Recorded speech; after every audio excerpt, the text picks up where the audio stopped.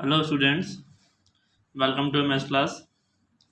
देखिए BSc second year हमारे पास यहाँ मैंने आपको जो बताया था लास्ट लेक्चर में कंप्लीट ऑर्डर फील्ड के बारे में, और उसमें हमने आपको बताया था कि जो आर प्लस डॉट है, आर प्लस डॉट ये कंप्लीट ऑर्डर फील्ड है।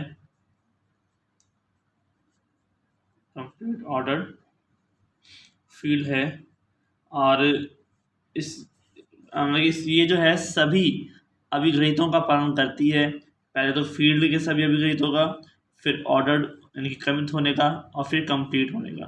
ठीक है, तो हमको पेपर में अगर क्वेश्चन आ जाता है तो ऐसे प्रूफ करके दिखाना है कि पहले तो अगर हमें आर प्लस डॉट दे दिया तो कोई एलिमेंट लेकर हमें उसका फील्ड शो करना है, तो हम आपको बता चुके हैं। उसके बाद फिर इसको लेकर करना है ऑर्डर्ड फील्ड, और फिर करना है हमको कंप्लीट ऑर्डर फील्ड पूरा। ठीक है, तो आज हम जो पढ़ेंगे वो हम पढ़ेंगे इस कंप्लीट ऑर्डर फील्ड के रिजल्ट्स। ठीक है, तो रिजल्ट्स क्या है, या हम कहते हैं एप्लीकेशन भी बोल सकते हैं। ठीक है, आज हम प्रूफ करके दिखाते हैं कि सिद्ध करो, क्वेश्चन है हमारे पास, सिद्ध कीजिए। जैसे हम पहले भी शायद पहले का मतलब 10th या 11th क्लास में कम करते हैं काम को, लेकिन वहाँ पे जो करने का तरीका है वो अलग होता है, यहाँ पर अलग है कि सिद्ध करिए कि √2 एक अपरिमेय संख्या है या परिमेय संख्या नहीं है। ठीक है, या परिमेय संख्या नहीं, कुछ भी कह सकते हो आप इसको।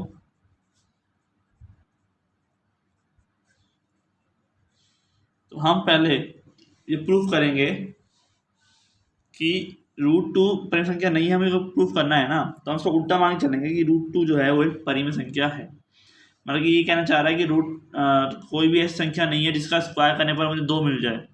ठीक है, तो हम यहाँ पर ये मान के चलेंगे कि √2 जो है वो एक परिमेय संख्या है। उसके बाद हम उसको बाद में उसका जो कंट्राडिक्शन होता है विरोधाभास से प्रूफ कर देंगे कि ये नहीं है ना। तो यदि संभव है, यदि संभव हो तो माना कि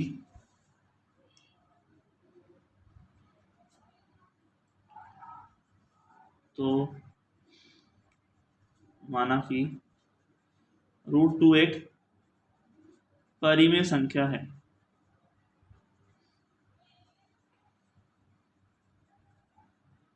ठीक है, तो √2 अगर परिमेय संख्या है तो उसमें हम इसको मैं बटे मतलब कि P/Q वाले फॉर्म में ले सकता हूँ। माना कि M/N वाली फॉर्म में लिखा जा सकती है, जहाँ पर M और N कहाँ से आ रहे हैं, जेड में से आते हैं। बिल्कुल सही बात है, इंटीजर्स होते हैं, और N का मान जो होता है वो नॉट इक्वल टू 0 होता है, राइट। तथा M और N परस्पर क्या है, परस्पर अभाज्य है। अभाज्य का मतलब इनका जो GCD है वो क्या है, 1 है। GCD of M and N कितना है भाई, 1 है। क्लियर। तो अब हम इसको लिखेंगे आगे चल के, मतलब कि आपके पास हमने √2 को मान लिया कि हम इसको P/Q की फॉर्म में लिख सकते हैं, तो इस वजह से हम इसको अब परिमेय संख्या कह सकते हैं। लेकिन अब आगे हम चल के कुछ चीज़ें इसके विरुद्ध या फिर इसके उल्टे में हम इसको निकालेंगे। ठीक है, M और N परस्पर अभाज्य है। अभाज्य का मतलब जैसे 2 और 3 हो गया, ठीक है, 4 और 5 हो गया। ये सब आपस में कैसे हैं, कोई भी किसी भी चीज़ कॉमन नहीं आता, दोनों में कोई फैक्टर कॉमन नहीं आता। ठीक है, तो देखिए ज़रा, अगर हमने मान लिया कि √2 बराबर M/N है, तो मैं इसका स्क्वायर कर दूँ अगर, ठीक है, तो 2 बराबर क्या हो जाएगा, M²/N² हो जाएगा ना। तो स्क्वायर करिए दोनों तरफ, यानी कि M² बराबर क्या हो जाएगा, 2N²। राइट, मैं एक समीकरण मान लिया इसको, M² बराबर हो जाएगा 2N²। अब हम आप देखिए कि M² बराबर 2N², इसका मतलब क्या है कि N का मान कुछ भी है। मान लो N का मान स्क्वायर करने पर 9 आ रहा है, 9 आ रहा है। ठीक है, मतलब N का मान 3 है, N = 3 है, और 3 का मैंने स्क्वायर किया तो कितना आया, 9 आया। 9 2 कितना हो गया, 18। 9 तो कैसी संख्या है, और नंबर है, विषम संख्या है। ठीक है, 2 से गुणा करने पर क्या हो जाएगा, सम बन जाएगी। चाहे कुछ और ले लो आप, ठीक है। आप कैसी कोई संख्या ले लो जिसका स्क्वायर करने पर हमारे को विषम संख्या प्राप्त हो रही है, लेकिन उसको जब मैं 2 से मल्टीप्लाई करूंगा तो वो क्या बन जाएगी, सम संख्या बन जाएगी, क्योंकि आगे 2 से गुणा हो रहा है। इसका मतलब क्या है कि एम स्क्वायर भी क्या होगा, एक सम संख्या होगी, ठीक है। इसका मतलब क्या है कि एम स्क्वायर एक सम पूर्णांक है, एक इवन इंटीजर है, ठीक है। एम स्क्वायर क्या है, एक इवन इंटीजर है। क्लियर। अब देखो अगर एम स्क्वायर एक इवन इंटीजर है, ठीक है, अगर एम स्क्वायर एक इवन इंटीजर है तो एम भी क्या होगा, एक इवन इंटीजर होगा। क्यों, क्योंकि एम स्क्वायर का की वैल्यू अगर मान लो 16 है तो एम बराबर क्या हो जाएगा, 4। 4 कैसा है, इवन है ना। अगर ये इवन है तो ये भी इवन हो जाएगा। या फिर मान लो एम स्क्वायर बराबर आप मान लो 4, तो एम बराबर कितना हो जाएगा, 2। ये भी इवन है और ये भी इवन है, ठीक है। इसका मतलब क्या हुआ, ये फिक्स होता है वैल्यू, ये तो रूल कहलाता है, ठीक है। ये तो रूल कहीं से नहीं आया, ये तो बहुत ही बचपन में सीखा गया एक रूल होता है। तो एम भी क्या हो जाएगा, एक समपूर्णांक है, ठीक है। क्लियर। अब हम हमारे पास दोनों इवन नंबर आ गए। अब मानते हैं कि जब m एक संपूर्णांक है, इसका मतलब m की वैल्यू को मैं 2 मल्टीपल में मिल सकता हूँ। जैसे यहाँ पर लिखा गया था 2 के मल्टीपल में, तो 2 इंटू क्यू, यहाँ पर क्यू बिलोंग्स टू क्या है, z, ठीक है। इस समीकरण नंबर कितना हो गया, 2, ठीक है। तो मैं स्क्वायर कर देता हूँ, एम स्क्वायर बराबर कितना हो जाएगा, 4q स्क्वायर आ जाएगा, ठीक है। चाहे तो इसको 2 मान लेना। अब देखिए समीकरण नंबर 1 और 2 से तो मैं दोनों को बराबर कर दूं, तो यहाँ पर देखिए एम स्क्वायर बराबर आ रहा है 2n स्क्वायर, यहाँ पर आ रहा है एम स्क्वायर बराबर 4q स्क्वायर, और दोनों को अगर बराबर कर दूं तो काम बन सकता है ना हमारा कुछ। तो समीकरण नंबर 1 व 2 से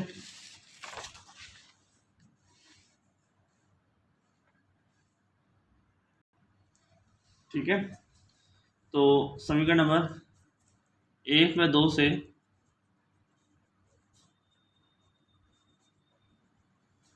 बस दोनों वैल्यू बराबर रख देंगे। तो 4q स्क्वायर बराबर 2n स्क्वायर, ठीक है, यानी कि n स्क्वायर बराबर 2 से तो कट जाएगा, 2q स्क्वायर हो जाएगा। मतलब कि n स्क्वायर भी क्या है, विषम सम संख्या हो गई, n स्क्वायर एक सम पूर्णांक बन गया। अब सेम ऐसे पहले की तरह अगर n एक संपूर्णांक, n स्क्वायर एक संपूर्णांक है तो n भी क्या हो जाएगा, n एक संपूर्णांक होगा। बताइए होगा या नहीं होगा, है ना, n भी संपूर्णांक होगा। अब हमने पहले भी किया था कि m एक संपूर्णांक है और n भी क्या है, यहाँ पे संपूर्णांक है, दोनों एक संपूर्णांक है। तो बताइए क्या संभव है कि अगर दोनों, यदि यहाँ पे हम कहते हैं कि m तथा n स्मॉल n दोनों संपूर्णांक है, ठीक है। पहले प्रूफ किया था n m के लिए, अब ये n है, पूर्णांक है। तो ऐसा पॉसिबल है कि अगर दोनों संपूर्णांक हो तो m अपॉन n करने पर वैल्यू क्या है, जीसीडी 1 आए,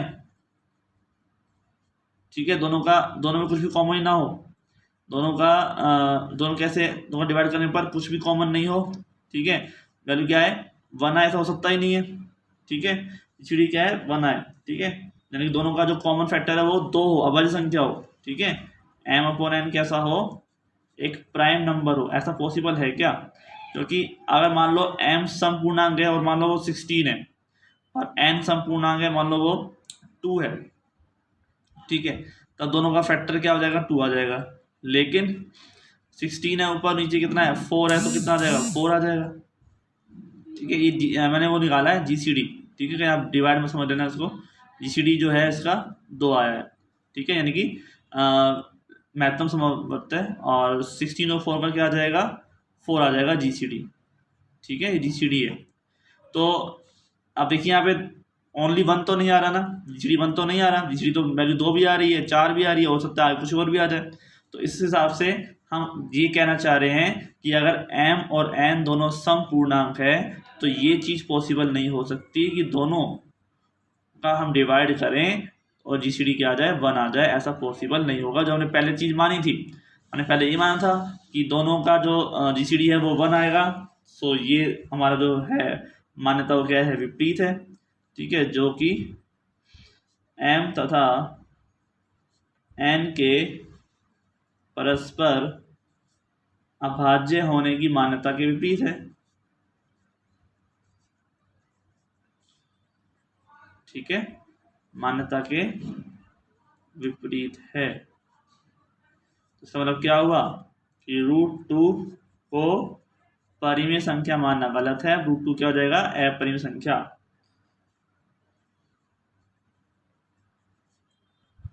मानना गलत है, √2 अपरिमेय संख्या है।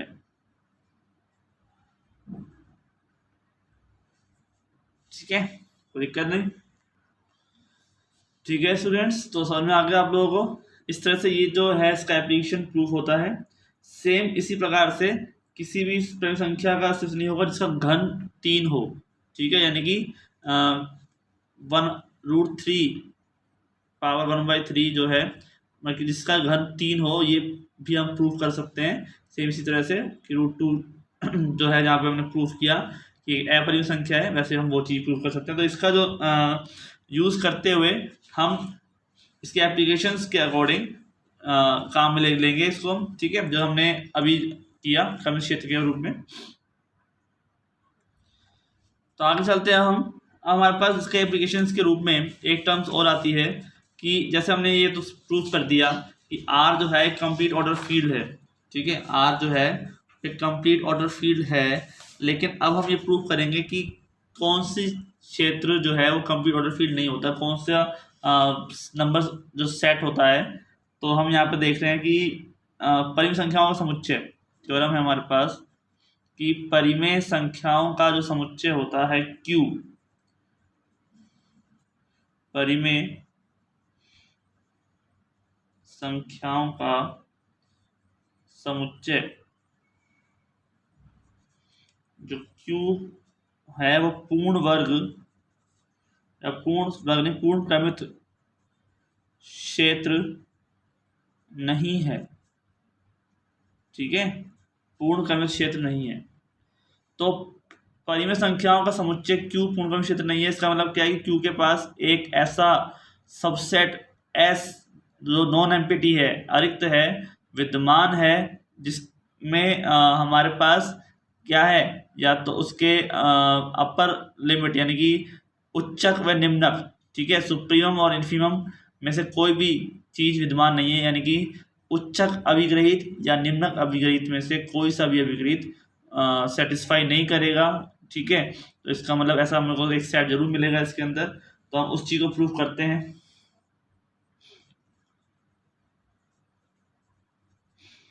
तो अब देखिए Q जो है एक क्रमित क्षेत्र है, हम ये बात तो जानते हैं। ठीक है, वो क्षेत्र के भी सारे एग्जाम्स की पालन करता है और क्रमित होने की भी, लेकिन पूर्णता की नहीं करता। ये चीज हमको प्रूफ करनी है।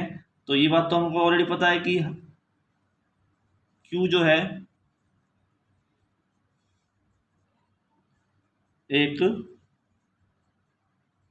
क्रमित क्षेत्र है। ठीक है, अब इस चीज को प्रूफ करने के लिए हमें इतना बताना है कि जो Q है उसका पास उच्चक विद्यमान नहीं है। Q के अंदर आप देख सकते हैं हमेशा कि Q जाता है इन्फिनिटी तक, और इन्फिनिटी के अंदर जो है उच्चक की वैल्यू नहीं आती। तो इस प्रमेय को सिद्ध करने के लिए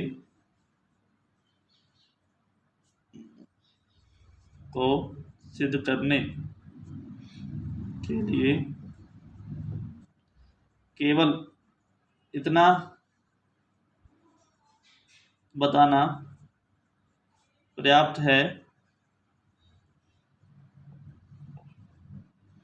कि Q का एक अरिक्त, ठीक है, Q का एक अरिक्त उपसमुच्चय, अरिक्त उपसमुच्चय ऐसा विद्यमान है